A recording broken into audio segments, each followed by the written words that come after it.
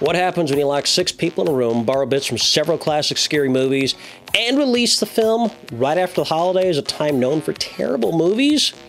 Well, I'm here to tell you all about it. I'm Adamic. We'll look at Escape Room. But first, please hit the little subscribe. It's in the bottom little corner here. And now, let's get to Escape Room. 6 strangers from different walks of life. They're each given mysterious puzzle boxes, and eventually they solve those puzzle boxes, unlocking an invite to an escape room.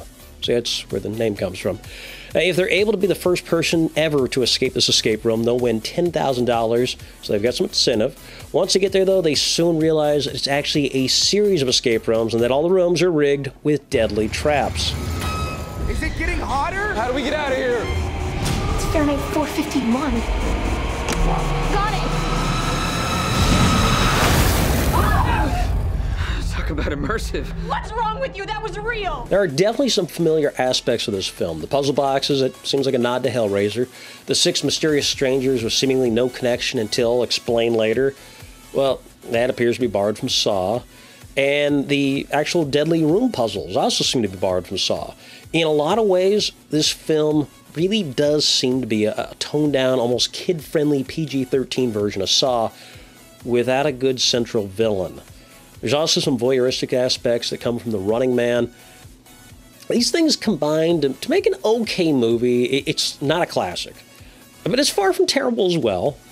Some of the escape room solutions are pretty easy to figure out as you're watching, and then some of them, you just kind of going, how did they pull that from? Why are they going with the numbers? Where did those come from?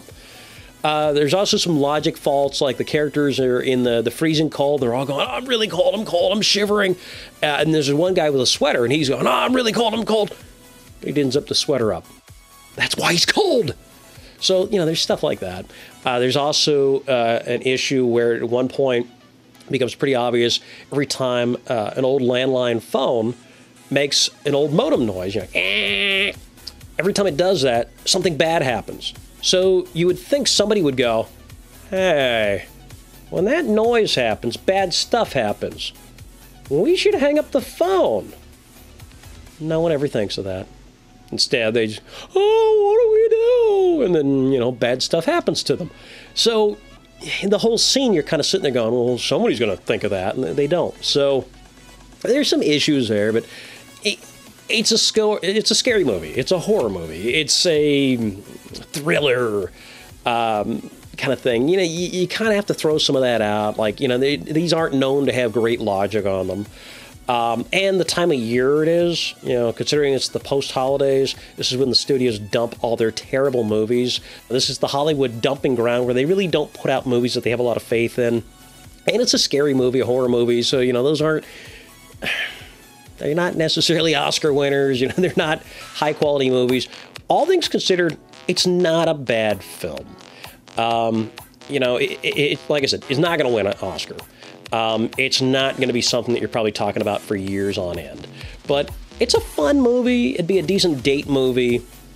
The ending isn't totally satisfying, but it doesn't leave you completely upset either. You're just kind of... It's a little unfulfilling, I guess. You're kind of going, wish there's a little more, but you're not upset when this movie comes out.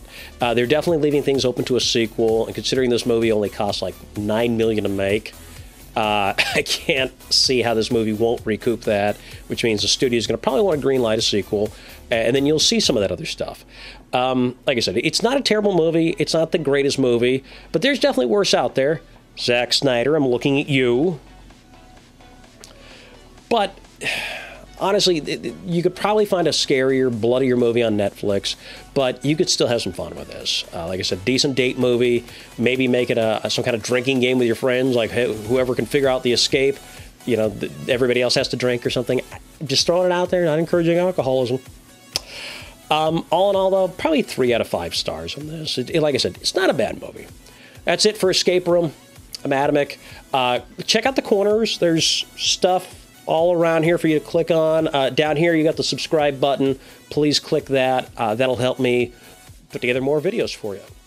And also make sure to like, share, comment, all that. I do occasionally read the comments, and we'll comment back sometimes. So, if you've seen this movie and you think, hey, this is pretty good, or holy crap, this sucks, either way, leave a comment, and I'll see it, and I'll go, yeah, you know what, that one scene, you're right, it really was bad.